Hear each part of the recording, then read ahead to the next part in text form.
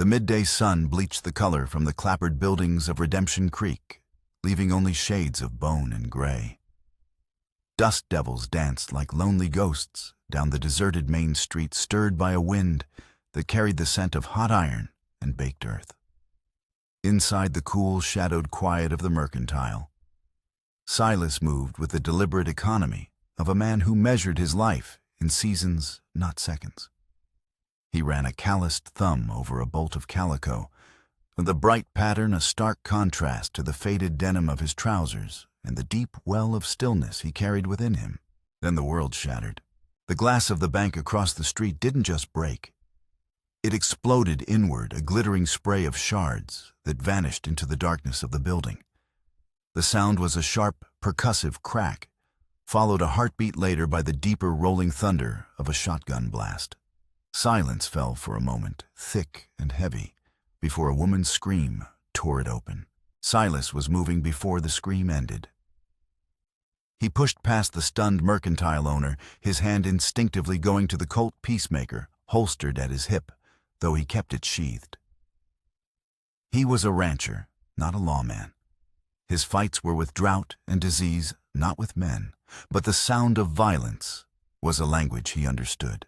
He reached the doorway, staying low behind the frame, his eyes scanning the street. 4 men, their faces obscured by grimy bandanas, held the town in a grip of fear. 3 stood guard outside the bank, rifles held ready, their nervous energy radiating in the oppressive heat. The 4th, their leader, emerged from the violated doorway, dragging the bank manager by his collar. This man was different. He moved not with the jittery fear of a common thief, but with a languid, theatrical grace. He was tall and lean, dressed in a black duster that seemed to drink the sunlight. "Patience, my friends." The leader's voice called out smooth and cultured, a bizarre counterpoint to the raw terror he commanded.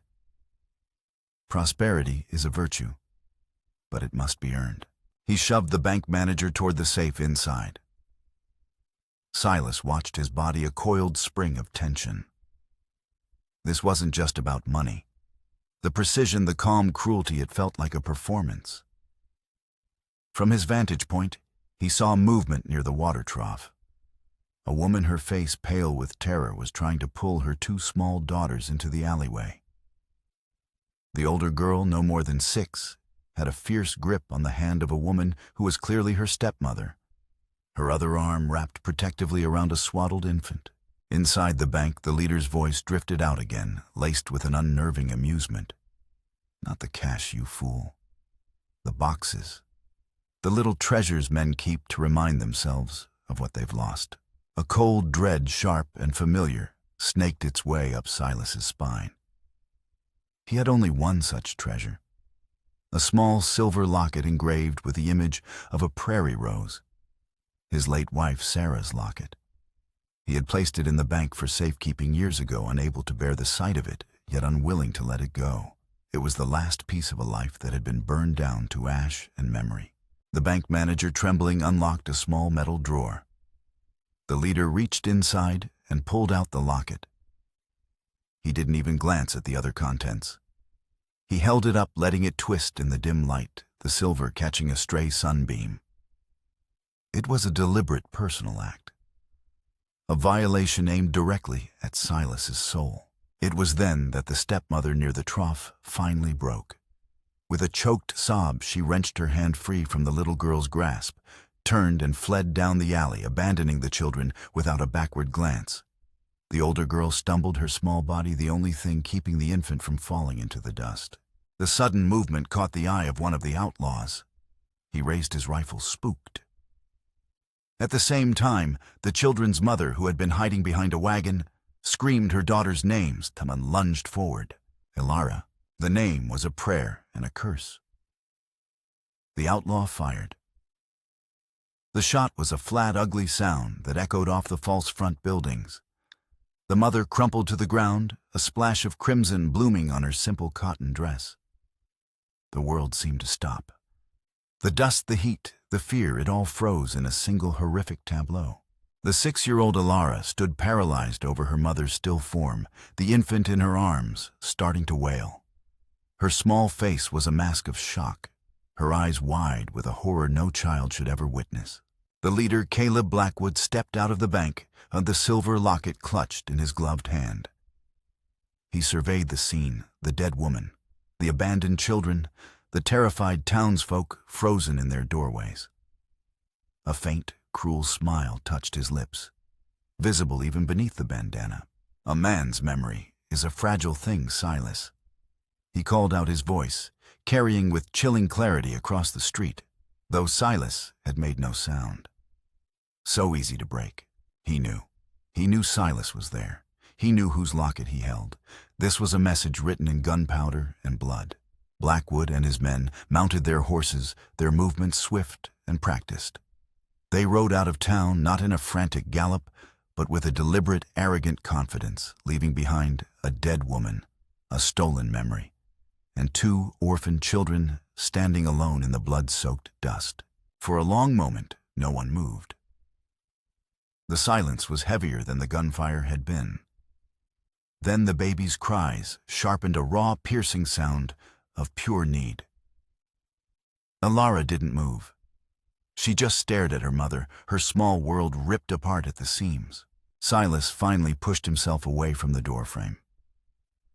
The rage inside him was a white-hot forge, but he banked it, buried it deep beneath layers of practiced control. Revenge was a bitter meal best served cold, but the children? The children couldn't wait. He walked out into the oppressive sunlight, his boots crunching on the dusty street. The townsfolk watched him, their faces a mixture of fear and pity. The newly appointed sheriff, a weary man named Brody, was just running up from the other end of town, his face grim. Silas ignored them all. His world had narrowed to the 2 small figures huddled together in the shadow of death. He knelt in the dust, his knees protesting his large frame, casting a long shadow over them. Alara looked up at him, her eyes vacant with shock. She was still clutching the baby, her knuckles white. "We don't need you." She whispered the words, an automatic defense, a shield thrown up against a world that had just proven itself to be merciless. Silas's throat was tight. He looked from her defiant, tear-streaked face to the crying infant, then to the woman who lay still just a few feet away. He thought of the locket of the man who had taken it, and of the long, dark road that had just opened up before him. He reached out not to touch her, but simply holding his hand, open a silent offer in a world that had turned to noise and chaos. Sheriff Brody came to a halt beside him, breathing heavily. "Silas, God almighty." Silas didn't look at him. His gaze remained fixed on the children. The town was watching. They would talk. They would judge. But right now their opinions were less than dust. There was only the immediate, unbearable weight of what had to be done. Someone had to. Silas said, his voice a low rumble, spoken more to himself than to anyone else. He gently scooped the wailing infant into one arm. The baby was impossibly light. Then he looked at Alara, his eyes shadowed by the brim of his hat, holding a sorrow that mirrored her own. "Come on, child. Let's go home." Alara stared at him, at the giant of a man who held her sister with an impossible gentleness. She looked at her mother one last time, a silent, heartbreaking farewell. Then, with a shuddering breath that seemed to tear through her entire body, she placed her small, grimy hand into his. It was a choice born not of trust, but of the utter absence of any other option. As his fingers closed around hers, strong and steady, Silas felt the weight of his stolen past collide with an unasked-for future. The road to vengeance had just become tangled with the path to redemption. The wagon ride back to the ranch was a journey through a landscape of silence. The rhythmic clatter of the wheels and the soft creak of the leather harness were the only sounds that dared to intrude upon the vast, empty space between Silas and the children. Lily the infant had cried herself into an exhausted, fitful sleep, nestled in a makeshift bed of burlap sacks in the wagon bed. Ilara sat ramrod straight on the bench beside Silas, her small hands clenched in her lap, her eyes fixed on the shimmering horizon.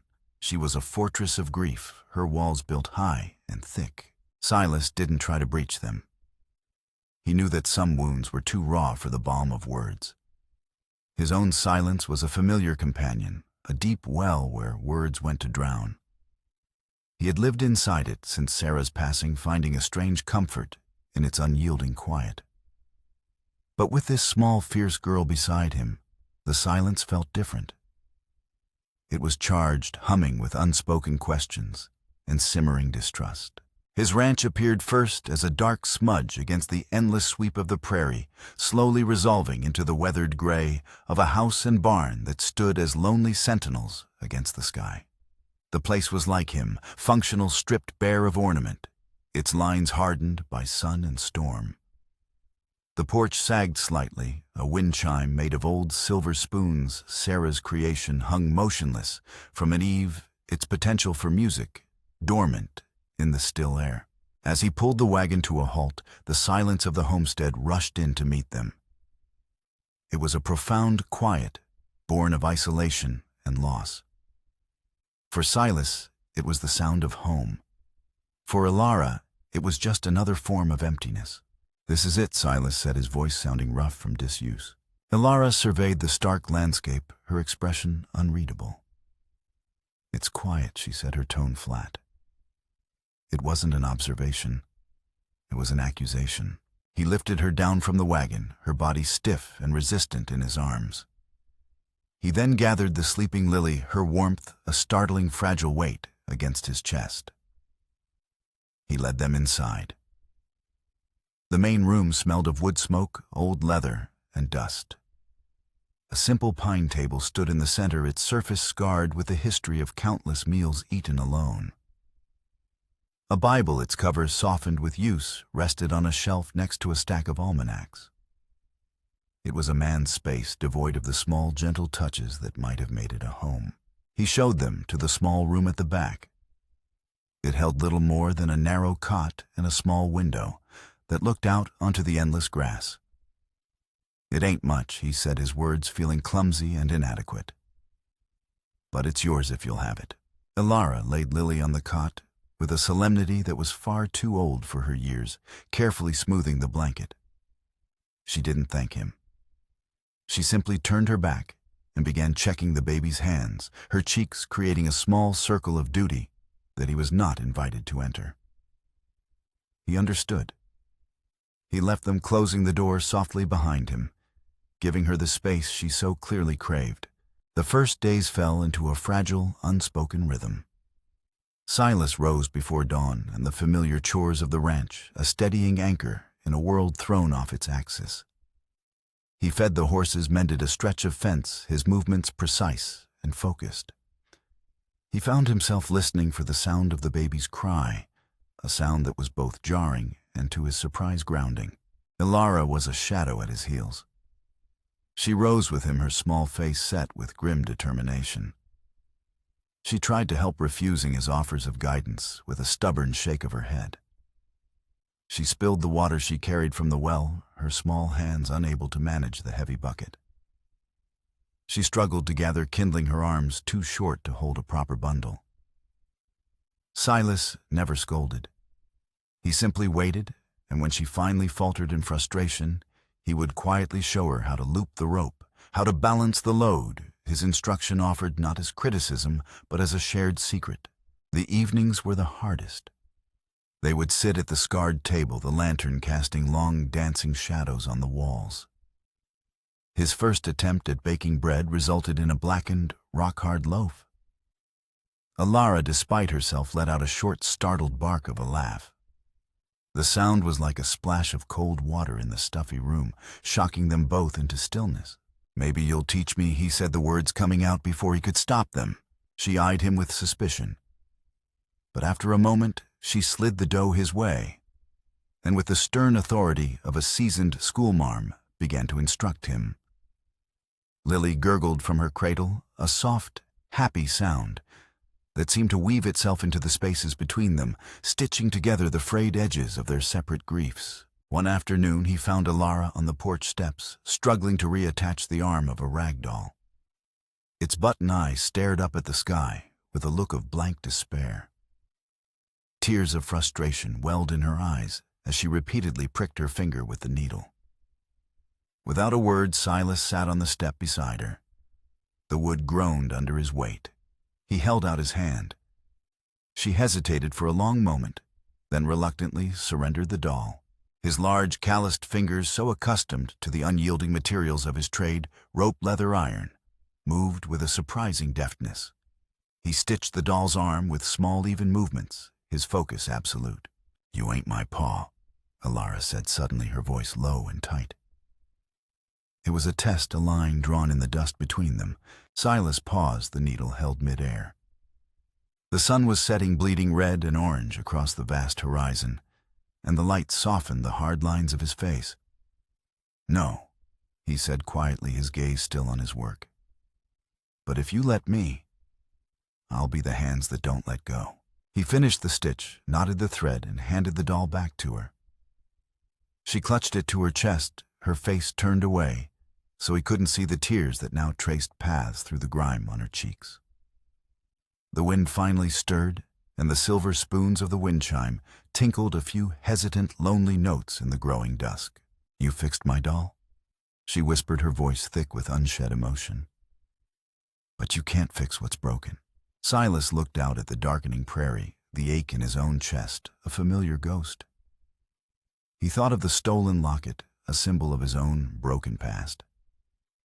He knew she was right. Some things once shattered could never be made whole again. But as he sat beside her, the two of them watching the last light fade from the sky, he thought that perhaps they could gather the pieces and build something new. It wouldn't be the same. It would be scarred and imperfect. But it might, with time, be strong enough to stand.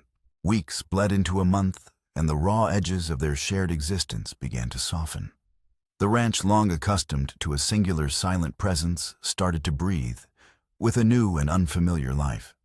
The sound of Alara's humming, faint and half-remembered, now filled the corners of the kitchen as she worked. Lily's laughter, a sudden bright cascade of sound, would often startle Silas, pulling a reluctant, ghostly smile from the corner of his mouth. He found himself speaking more, not in long conversations, but in small offerings: "Sky looks like rain," or "That mare's favoring her left foreleg." Each phrase was a carefully placed stone building, a bridge across the chasm of their shared silence. The trip to Redemption Creek for supplies became a necessary ordeal. As their wagon rolled down the main street, Silas felt the weight of the town's gaze. Windows became frames for curious, judgmental faces.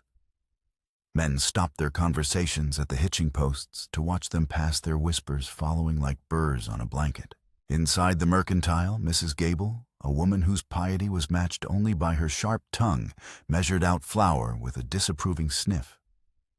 "A man alone," she muttered, just loud enough for Silas to hear. "It ain't natural. Children need a mother's hand." Silas didn't rise to the bait. He met her gaze with his steady, unreadable calm, paid for his goods, and turned to leave. But Alara, standing beside him, her hand clutching a fistful of his trousers, looked up at the woman, her eyes burning with a cold fire. "His hands are good enough," she said, her voice small but clear as a bell. Mrs. Gable's mouth fell open. Silas placed a hand on Alara's shoulder, a silent message of both thanks and caution, and guided her out of the store. Sheriff Brody was waiting for them on the boardwalk, leaning against a post, whittling a piece of wood. He was a good man, but a cautious one, weighed down by the burden of keeping a fragile peace. "Silas," he said, not looking up from his work. "Folks are talking." "Let 'em," Silas replied, loading a sack of oats into the wagon. Brody sighed, finally flicking a wood shaving to the ground. "It's more than just gossip. Blackwood's still out there. And there's talk of his reason for hitting the bank. Some are remembering that business from years back. The duel." The word hung in the air, heavy and dark. Silas froze his back to the sheriff. The duel with Jedediah Kane. It had been ruled fair, a matter of honor, settled over a poker game gone sour. But the memory was a festering wound, a moment of violence that had cast a long shadow over his life. "That was a long time ago," Silas said, his voice tight. "Time don't mean much out here," Brody said quietly. "And grudges, well, they have a way of taking root." Jedediah Kane had a brother, a clever, vicious one from what I hear. Name of Caleb. The connection solidified in Silas's mind with the chilling force of a key turning in a lock. It wasn't a random robbery. It was a reckoning. Blackwood hadn't come for money. He'd come for Silas. He'd stolen the locket, the one tangible piece of Silas's past, as the opening move in a much darker game. And Silas, in his ignorance, had brought 2 innocent children directly into the line of fire. The ride home was tense. The weight of Brody's words settled over Silas, a suffocating shroud of guilt and fear. He glanced at Alara, at her small profile etched against the setting sun, and the responsibility he felt for her and her sister became a physical ache in his chest. That night, the nightmares came. He was back in the dusty street behind the saloon, the sun hot on his neck. Jedediah Kane stood before him, a cocky smile on his face, an ace of spades held between his fingers. The world narrowed to the space between them, the deafening roar of the gunshots, the smell of cordite, the look of surprise on Kane's face as he fell. Silas woke with a gasp, his heart hammering against his ribs, the sheets damp with cold sweat. A small sound from the doorway made him turn. Alara stood there, a silhouette in the moonlight, spilling through the window. She held her patched-up rag doll, her expression a mixture of fear and a strange nascent concern. "You made a noise," she whispered. "Just a bad dream," he rasped, swinging his legs over the side of the bed, trying to steady his breathing. She took a tentative step into the room. "About the bad men." He looked at her, at the innocent wisdom in her eyes. "Yeah, kid," he said, his voice rough. "About the bad men." She didn't press him. She just stood there for a moment, a silent, watchful presence in the dark. Then she turned and padded back to her room. But her brief appearance had been enough. It was a stark reminder of who he was fighting for now. It wasn't just about his own haunted past anymore. It was about their future. A few days later, a lone rider from town brought the mail. There was only one letter for Silas. The envelope was plain, with no return address. His name was written on the front in elegant, looping script. His hands felt clumsy as he tore it open.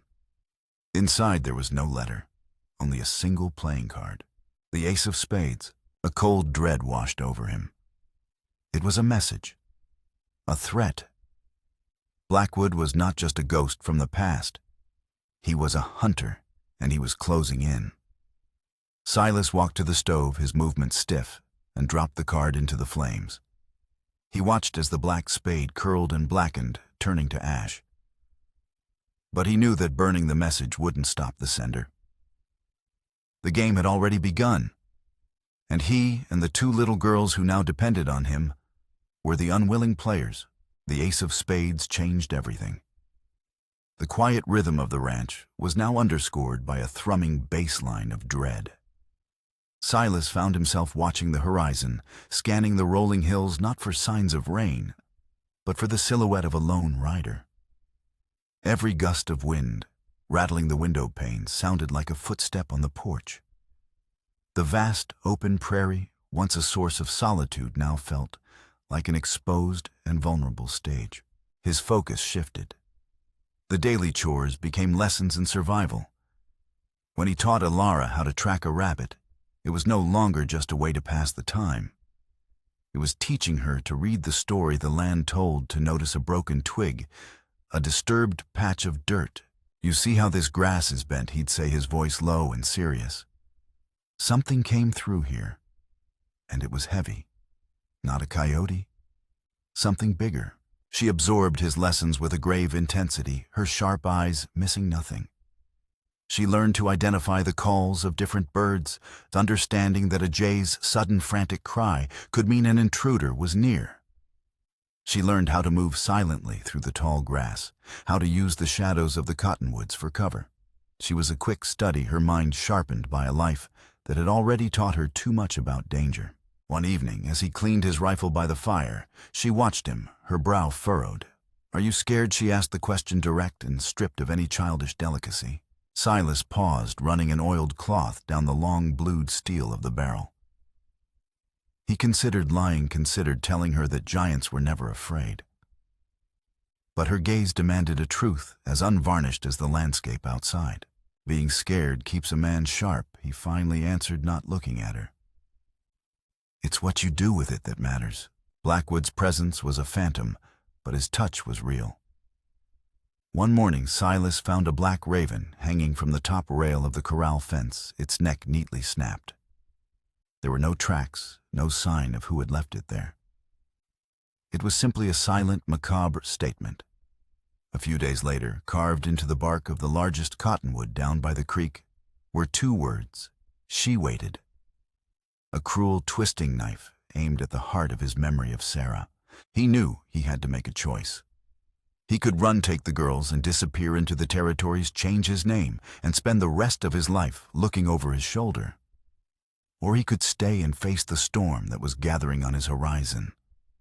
Looking at Alara as she carefully fed a handful of oats to his gentlest mare, her small face a picture of concentration, he knew there was no choice at all.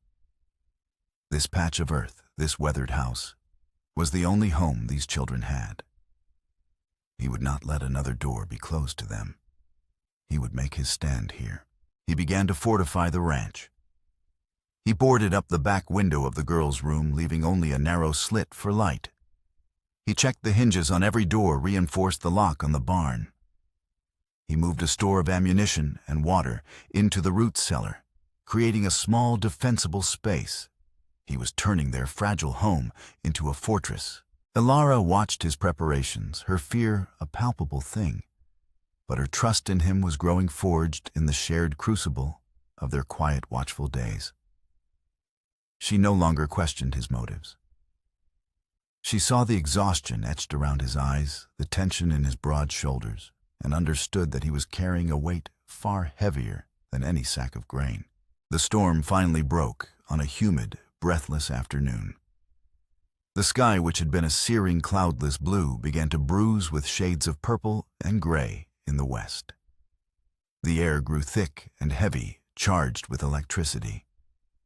The wind picked up, whipping the tall prairie grass into a frenzy and sending the silver spoon wind chime into a frantic, discordant clatter. "A bad one's coming," Silas said, squinting at the horizon. "I need to check the herd, make sure they're not spooked into a ravine. We'll be okay." Alara said, her voice small but steady. She stood in the doorway, Lily balanced on her hip, said the very picture of a pint-sized matriarch. "Bar the door behind me," he instructed. "Don't open it for anyone. You hear me? No one but me." She nodded solemnly. "We hear you." He saddled his horse, his movements quick and efficient, his gut twisting with a profound sense of unease. Leaving them alone, even for an hour, felt like a betrayal. But the storm was a real and present danger, and his livestock were his livelihood. As he rode out, he looked back at the small house hunkered down under the vast, threatening sky. Alara was a tiny figure in the doorway, watching him go. He raised a hand, and she raised one back. The wind howled, tearing at his hat, and the first fat drops of rain began to fall. The clouds rolled in a churning, angry mass that swallowed the sun and plunged the world into a premature twilight. It took him longer than he expected to round up the scattered cattle and push them into the relative safety of a sheltered coulee. By the time he turned for home, the storm had unleashed its full fury. Rain fell in blinding sheets, and lightning spiderwebbed across the sky, followed by deafening cracks of thunder that seemed to shake the very ground beneath him. He spurred his horse on, his heart pounding in time with the thunder. A terrible premonition gnawed at him. The storm felt like a cover, a perfect stage for a predator to make his move. When he finally saw the ranch through the deluge, his blood ran cold. The front door was swinging wide open, banging against the house in the wind. He threw himself from the saddle before the horse had even stopped his rifle in his hand. Alara, he roared, his voice swallowed by the storm. The house was empty. The cradle was overturned. Alara's rag doll lay face down on the floorboards. There was no sign of a struggle, no blood.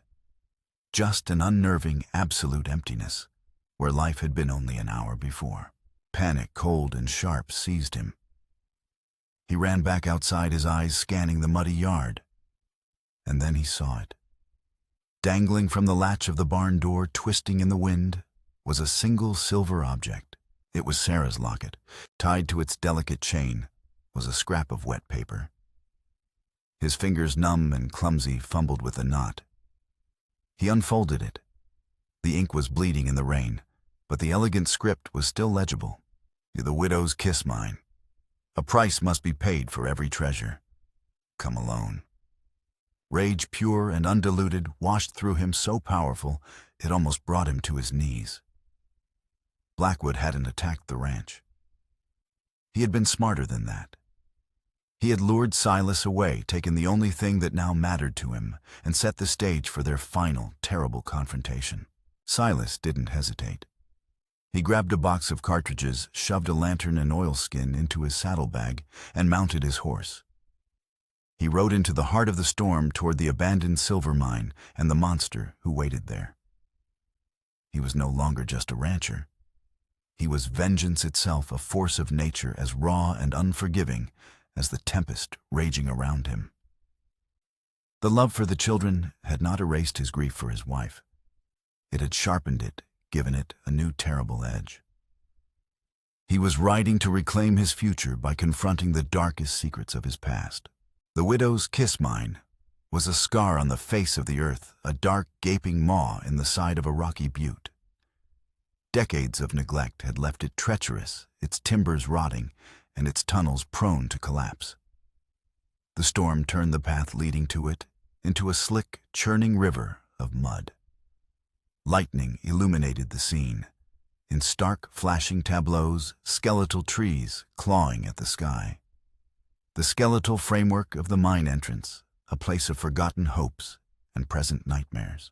Silas dismounted, tethering his horse to a stunted juniper. He lit the lantern, its golden glow, a fragile shield against the roaring darkness. He moved toward the entrance, his rifle held ready, every sense screaming with a preternatural alertness. The wind howled through the mine shaft, a mournful wailing sound, like the cry of a damned soul. He stepped inside. The air was cold and damp, thick with the smell of wet earth and decay. Water dripped from the ceiling, echoing in the oppressive silence between thunderclaps. "I knew you would come." A voice echoed from the depths, smooth and mocking. A man will always run toward the things he is most desperate to protect. Caleb Blackwood stepped out from behind a massive support beam, holding a lantern of his own. He was no longer hiding behind a bandana. His face was handsome in a severe, angular way, his eyes a pale, chilling blue. He held Lily in the crook of one arm, her small body still and silent, likely asleep. Two of his men flanked him, their faces grim, rifles aimed squarely at Silas's chest. Tied to a post a few feet behind them was Alara, a gag across her mouth, her eyes wide with terror. "Let them go," Blackwood. Silas said, his voice a low growl. "This is between you and me." Blackwood smiled, a slow, cruel curving of his lips. "Oh, it is. But every story needs an audience, and every lesson needs a witness." He gently rocked the sleeping infant. "Tell me, Silas, when you look at her, do you feel it? That terrible aching need to keep her safe? The kind of feeling that would make a man do anything." Silas's grip on his rifle tightened. "This is about Jedediah." "Ah, Jedediah," Blackwood sighed, his tone laced with theatrical sorrow. "My foolish, trusting brother. He thought you were his friend. He thought your duel was about honor, a silly dispute over a card game. He took a step closer, his eyes boring into Silas. But that duel wasn't about a poker game, was it, Silas? It was about your wife. The word struck Silas with the force of a physical blow. The world seemed to tilt on its axis. You lie. Do I? Blackwood's voice dropped to a conspiratorial whisper, a serpent's hiss in the echoing darkness. My brother wasn't just Sarah's friend. He was her comfort, her confidant. He was the one she turned to when her stoic, silent husband was too lost in his own locked rooms of grief to even see her. She gave him that locket, you know. Not you. It was a token of affection, a promise. The revelation was a cataclysm shattering the very foundation of Silas's past. The grief he had carried for years, the sacred memory of his wife he had guarded so fiercely, it was all a lie. Sarah and Jedediah. The duel hadn't been about cards. It had been about a perceived betrayal, a husband's wounded pride, a secret he had buried so deep, he had convinced himself it never existed. He hadn't been defending his honor. He had been punishing her for her weakness and his own. She chose you in the end. Blackwood continued, his voice dripping with poison. She told my brother it was over, that she was going to stay with you. And in your righteous anger, you killed him for it. You shot him down and let the world believe it was a fair fight. Rage, hot and blinding, surged through Silas, eclipsing the pain of the betrayal. This man hadn't just stolen his future, he had desecrated his past. You've lived a lie for years, Silas, Blackwood taunted, hiding in your silent fortress of self-pity. So I decided to take it all away. I took the symbol of your lie. He gestured with the locket which he'd pulled from his pocket, and now I'll take the symbol of your new pathetic attempt at redemption. He nodded toward the children. That was the mistake. In drawing the children back into it, he recentered Silas's world. The pain receded, replaced by a cold, deadly focus. The mind is unstable. Silas said, his voice flat. The storm, you'll bring it all down on our heads. A fitting end, don't you think? Blackwood sneered. To be buried together in the dark. In that instant, Silas moved. He didn't fire. He kicked over a stack of loose timbers, sending them crashing toward Blackwood's men. The sound was deafening, and in the split second of confusion, he lunged. He tackled one of the men, using him as a shield, as the other fired the bullet, thudding into the man's chest. Blackwood, startled, shoved Lily into Alara's arms and drew his pistol. The mine groaned a deep, guttural sound from the belly of the earth. Dust and pebbles rained down from the ceiling. Silas fired from the hip, his bullet striking the lantern in Blackwood's hand, plunging their section of the mine into near-total darkness, save for his own flickering light. He dove behind a rusted ore cart as Blackwood fired wildly into the shadows. You can't hide, Silas, Blackwood screamed, his eloquent facade cracking to reveal the enraged man beneath. A massive support beam, weakened by the concussion of the gunshots, splintered with a sound like snapping bone. The tunnel began to collapse. Silas scrambled toward the girls, grabbing a knife from his belt to saw through Alara's ropes. Get Lily and run! He yelled over the roar of falling rock. Don't stop, don't look back. Alara, gag off her face streaked with tears, and dirt clutched her sister and scrambled toward the mine entrance. Blackwood saw them. He raised his pistol, aiming for the fleeing children. In that moment, Silas faced his final choice. Revenge or redemption. He could shoot Blackwood, end the threat, and satisfy the rage that burned in his soul. But he saw Alara's terrified face, and the choice was no choice at all. He threw himself at Blackwood, not to kill, but to stop him. They crashed to the ground, a tangle of limbs and fury. Silas's only goal was to keep the gun from the children. The ceiling above them gave way. A torrent of rock and earth cascaded down. Silas felt a searing pain in his leg as a timber pinned him, but his grip on Blackwood was like iron. Blackwood looked up, his eyes wide with terror, as he saw the tons of rock thundering down upon him. There was no time to escape. Silas, using his last ounce of strength, shoved himself backward, pulling his leg free with an agonized cry, just as the main beam collapsed.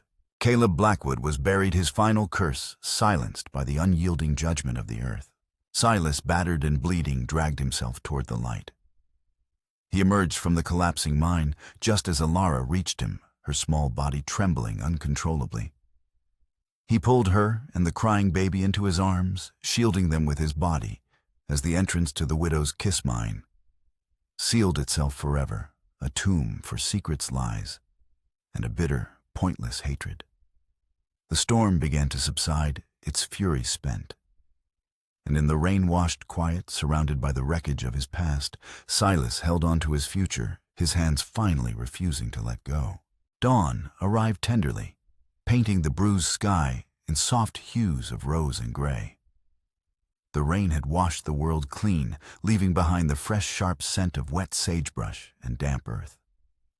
Silas, with Alara and Lily, made his way back to the ranch, not in a rush of triumph, but with the slow, aching gait of a man who had survived a war, both within and without. His leg throbbed with a dull, insistent pain, but it was nothing compared to the hollow ache in his soul.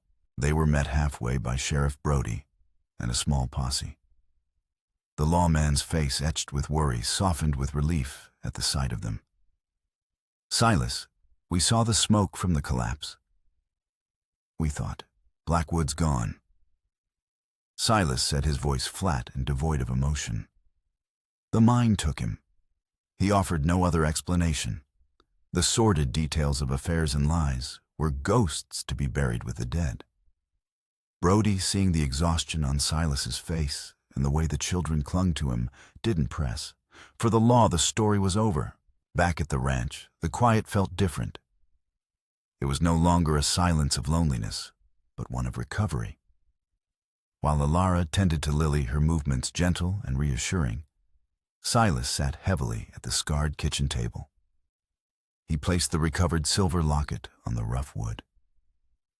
It lay there gleaming in the morning light, no longer a sacred relic of a perfect love, but a symbol of a painful, complicated truth. The woman he had loved had been flawed human and had sought comfort in another man's arms. The man he had killed had not been a stranger, but a part of a story Silas had refused to read.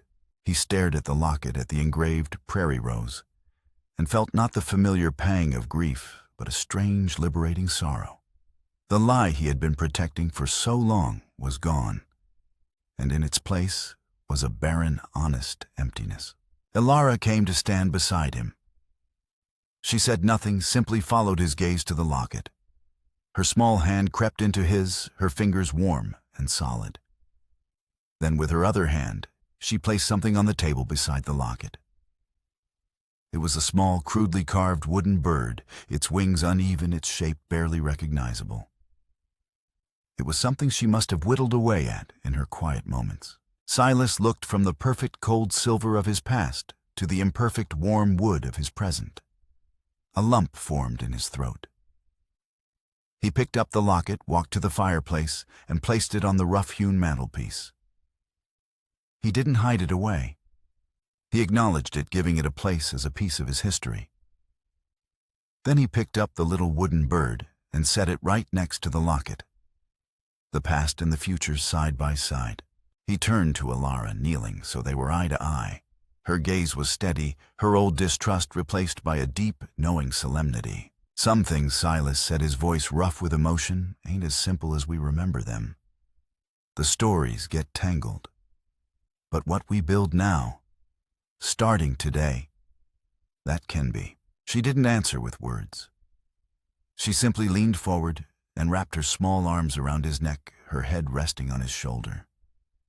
He held her tight, the scent of rain and wood smoke in her hair, and felt the fragile, powerful beginnings of a new foundation, being laid, one built not on a flawless memory, but on a shared, hard-won truth. Months passed. Spring breathed new life into the prairie, blanketing the rolling hills in a vibrant carpet of green and dotting the landscape with the brilliant colors of wildflowers. The ranch was no longer silent. It hummed with the sound of Lily's happy babbling, and Alara's laughter, a sound that Silas now drank in like a man dying of thirst. The wind chime on the porch, mended and whole, now sang its gentle silver spoon song in the prairie breeze, a constant, peaceful melody. The town of Redemption Creek, having witnessed the quiet, unyielding devotion of the rancher, had laid its judgment to rest. Nods on the street were now friendly, and Mrs. Gable from the Mercantile even sent out a freshly baked apple pie, a silent offering of peace. One bright afternoon, Silas stood in the corral, a small, sturdy pony on a lead rope. Alara sat atop it, her back straight, her hands holding the reins with a fierce concentration. "Easy now," Silas coached, his voice warm. "Let him feel you're in charge, but be gentle." He let out the rope, and the pony took a few tentative steps. A wide, brilliant smile broke across Alara's face. She looked at Silas, her eyes shining with pure, unadulterated joy. In that moment, he was not the silent, haunted giant she had first met. He was her father. The lines of grief around his eyes had softened, replaced by a quiet contentment. He smiled back, a real open smile that reached his eyes, and the last of the shadows within him seemed to retreat.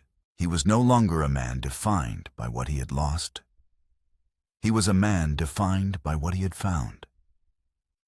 He had faced the ghosts of his past in the darkness of a collapsing mine, and had walked out into the light not unscathed, but whole.